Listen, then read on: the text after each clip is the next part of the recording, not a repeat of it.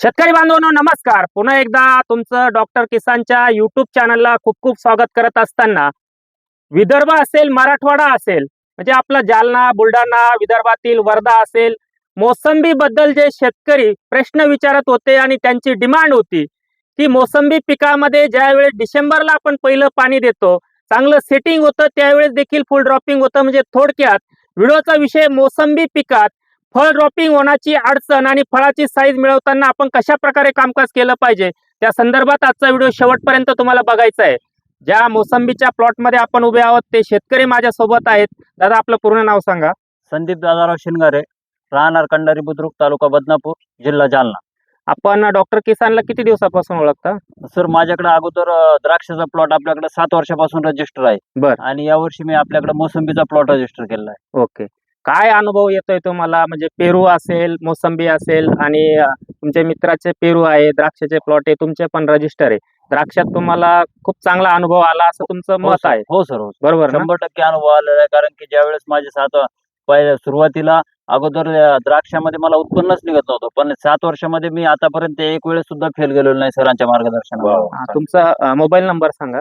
माझा mobile number आहे 9850250535.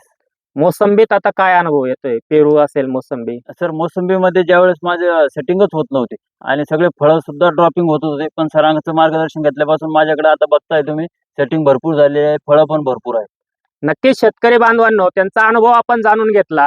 आता या स्टेजला काही शेतकऱ्यांना अडचण येते की फळाचा जो देठ आहे तो पिवळा पडतो आणि खाली असे फळ खाली बघा, आपण खाली फळ पडून जातं. हे बघ, दाखवा सर, दाखवा.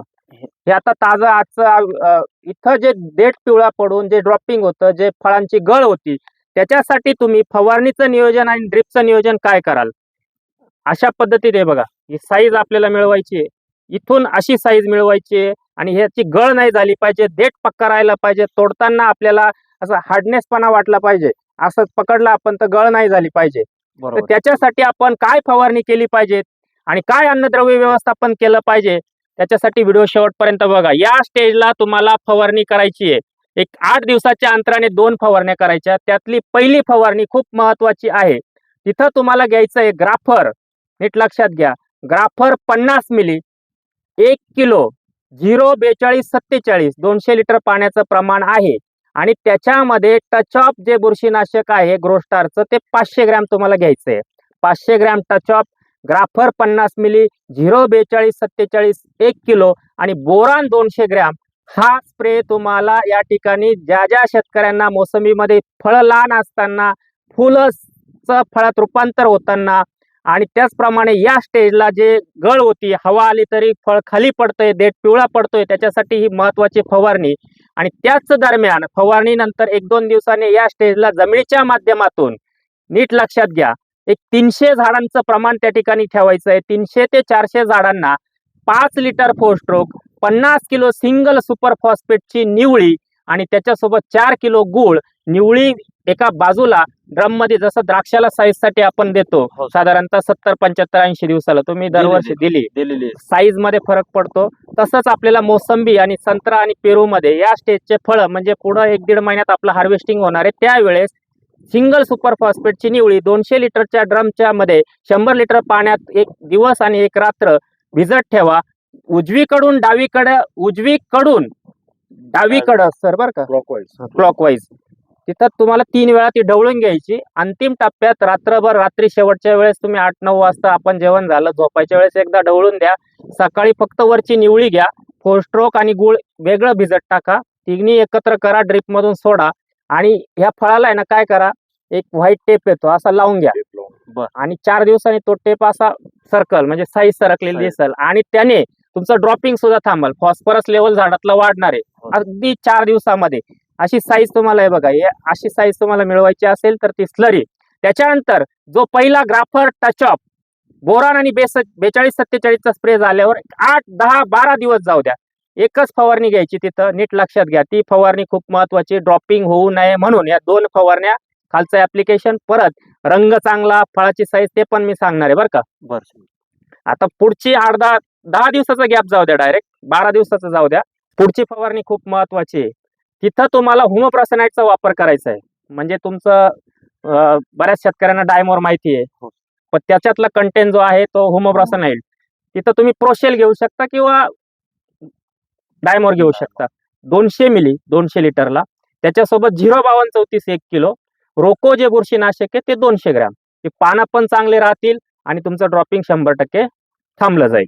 त्याच्या पुढं काय करायचंय, शेवटला फवारणी घ्यायची जेव्हा पिवळेपणा तुम्हाला म्हणजे परिपक्वतेकडे चाललंय, त्याच्या आड म्हणजे जी स्लरी दिली तिथून 20-22 दिवसांनी परत एक स्लरी द्यायची शेवटची. खताचं व्यवस्थापन करताना तुम्ही 50 किलोचे जे पोते आणून टाकतात, SOP असेल, डायमोनियम फॉस्फेट असेल, 12-32-16 असेल, अजिबात वापर करू नका. चांगली साईज, चांगलं वजन मिळवण्यासाठी नीट लक्षात घ्या, ज्यांनी डिसेंबरमध्ये पाणी दिलंय त्या शेतकऱ्यांसाठी हा व्हिडिओ खूप महत्वाचा आहे.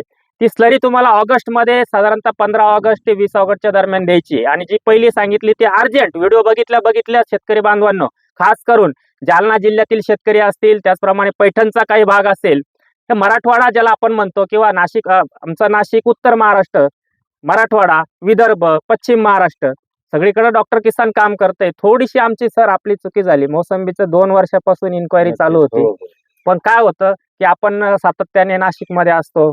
तुमचे पण तब्येतमध्ये 1-1.5 वर्ष जरा खराब होती, त्यानंतर माझी तब्येत खराब झाली.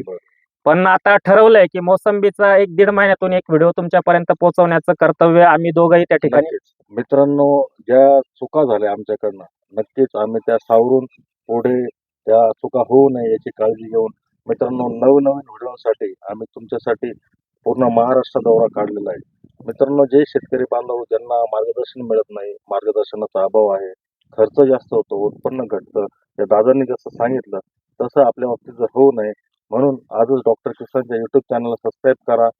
व्हिडिओ बघा सगळे, फेसबुक असेल, इंस्टाग्राम असेल, 77 19 94 11 22 या नंबरवरती संपर्क करू शकता, किंवा डिस्क्रिप्शन मध्ये देखील खाली काही नंबर दिले आहेत. काही अडचणी असतील तर बिनधास्त फोन करा, मनामध्ये कोणतीही शंका न ठेवता फोन करा, प्लॉटचे फोटो पाठवा, आम्ही तुम्हाला एखादं 2 फ्रीमध्ये शेड्यूल आम्ही पाठवू, त्याचा अनुभव घ्या आणि त्यानंतर प्लॉट रजिस्टर करा. बरोबर. आता सांगायचं राहिलं शेवटची स्लरी. बघा, शेवटची स्लरी परत एकदा 4 स्ट्रोक घ्यायचं. तुम्ही म्हणाल का सांगतोय, यांनी अनुभव घेतलाय 7 वर्षात, किती वेळा बागेला 4 स्ट्रोक वापरलं तुम्ही? सर, प्रत्येक वर्षी मला एक 3-4 वेळेस किमान फोस्टोक वापरावं कसे रिझल्ट आणि रिझल्ट पण इतके सुंदर भेटलेले आहे. सगळं घडाच्या बंच मध्ये फरक पडलेला आहे, खालची मुळी ऍक्टिव्ह झालेली आहे, सगळ्याच गोष्टीमध्ये मला त्याचा फरक वाटला. तर ही स्लरी शेवटची 15 किलो फक्त 300 ते 400 झाडांना.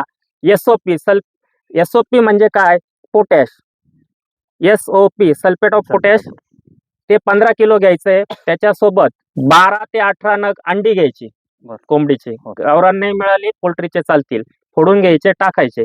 पहिलं 4 स्ट्रोक टाकायचं 100 लिटर पाण्यात, त्याच्यात अंडी टाकून द्यायची फोडून, त्याच्यात 2 किलो गूळ टाकायचा, 15 किलो SOP टाकायचं, 10 ग्रॅम 6BA टाकायचं सॉल्व्हंट मध्ये विरघळून, 5 ग्रॅम IBA टाकायचं त्याच्या सॉल्व्हंट मध्ये विरघळून, आणि 15 किलो SOP. लक्षात आलं? आणि त्याच्यामध्ये 3 ते 5 किलो पर्यंत जे भात आपण खातो, तो भात उकडायचा, पूर्ण शिजवायचा, आणि त्याचं व्यवस्थित त्याच्यात पाणी टाकून, त्याचं पाणी करून चोथा काढून टाकायचा. आणि ते पाणी जसं लग्नामध्ये आपण भात उकडतो, वरचं पाणी येतं, तसं ते म्हणजे भाताचं चांगला गच्च शिजून घ्यायचा, थोडा जास्त, एकदम गचका झाला पाहिजे असा.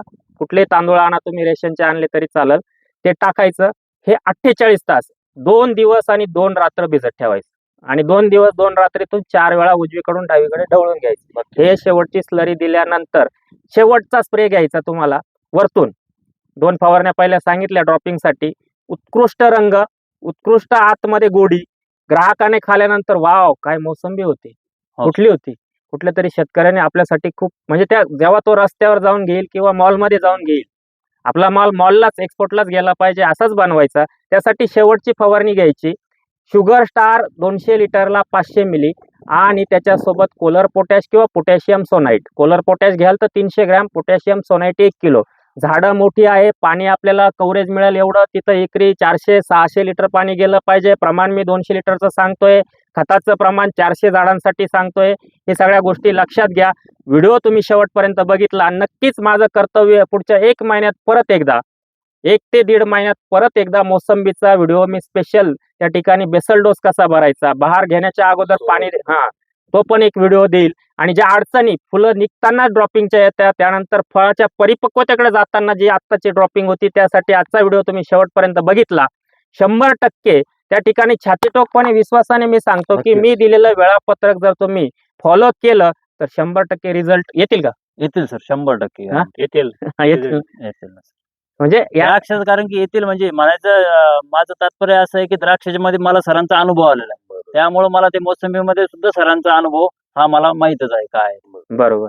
तर मित्रांनो, व्हिडिओ शेवटपर्यंत तुम्ही बघितला. चॅनलला सरांनी सांगितल्याप्रमाणे आम्ही दोघंही महाराष्ट्र दौरा करतोय आणि तुम्हाला ह्या व्हिडिओच्या माध्यमातून सांगतो, जर एखाद्या पिकाला तुमचा मोठं गाव असेल, ग्रुप असेल, जर अडचणी येतात, आमच्या 77 19 94 11 22 ला फोन करा. तिथं आम्ही फ्री ऑफ कॉस्ट तुमच्यापर्यंत पोहोचू. फक्त एक शेतकऱ्यांची संख्या आणि एखाद्या पिकाला, पूर्ण गावाला किंवा तुमच्या 5-25 शेतकऱ्यांना अडचण येते, त्या संदर्भात आम्हाला कॉल करा.